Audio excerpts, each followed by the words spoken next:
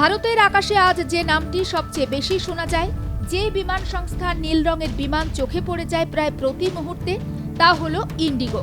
কম খরচের বিমান সংস্থা হলেও আজ ইন্ডিগো শুধুই একটি এয়ারলাইন্স নয়, বরং ভারতের বিমান পরিবহন শিল্পের মেরুদণ্ড।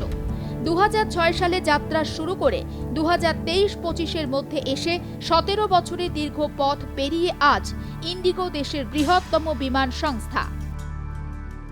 2006 সালে 4 অগাস্ট দিল্লি থেকে গুয়াহাটি হয়ে ইম্ফল, এই রুটেই প্রথম উড়ান। তখন কেউ ভাবতে পারেনি এই একটি মাত্র কম খরচের এয়ারলাইন একদিন এয়ার ইন্ডিয়া, জেট এয়ারওয়েজ, কিংফিশারের মতো জায়ান্টদের ছাপিয়ে যাবে। কিন্তু সময়ের সঙ্গে সঙ্গে ইন্ডিগো প্রমাণ করেছে সঠিক পরিকল্পনা, শৃঙ্খলা আর সময়ানুবর্তিতাই সাফল্যের চাবিকাঠি। বর্তমানে ইন্ডিগো যুক্ত রয়েছে 75টিরও বেশি অভ্যন্তরীণ এবং 30টিরও বেশি আন্তর্জাতিক গন্তব্যে। মোট গন্তব্যের সংখ্যা 110 ছুঁয়েছে।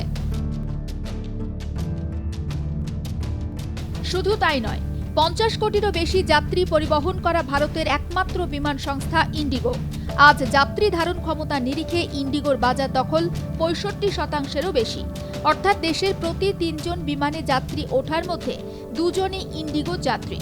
এয়ার ইন্ডিয়া বা ভিস্তারার মতো সংস্থাগুলো যেখানে 10%-এর কাছাকাছি বাজার ধরে রেখেছে, সেখানে ইন্ডিগোর আধিপত্য স্পষ্ট। ইন্ডিগোর সাফল্যের পিছনে রয়েছে কিছু সাহসী সিদ্ধান্ত। 2005 সালে যখন তারা সবে শুরু করছে, তখনই 100টি এয়ারবাস A320 বিমানের অর্ডার দেয় ইন্ডিগো, যার মূল্য ছিল $6 বিলিয়ন বেশি। একটি স্টার্টআপ সংস্থার পক্ষে যা ছিল অত্যন্ত ঝুঁকিপূর্ণ সিদ্ধান্ত, কিন্তু সেই সিদ্ধান্তই ভবিষ্যতে তাদের খেলাটা বদলে দেয়।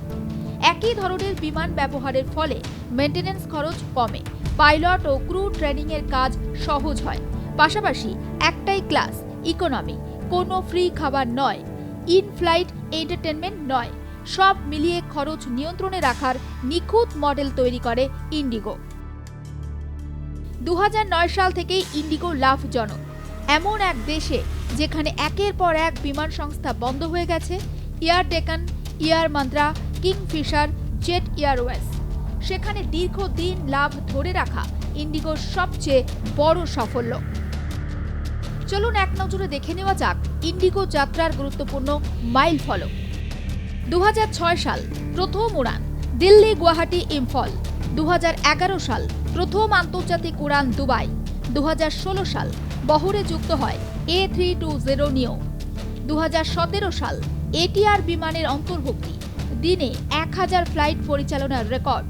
2018 সাল A321 যুক্ত হয় বহরে।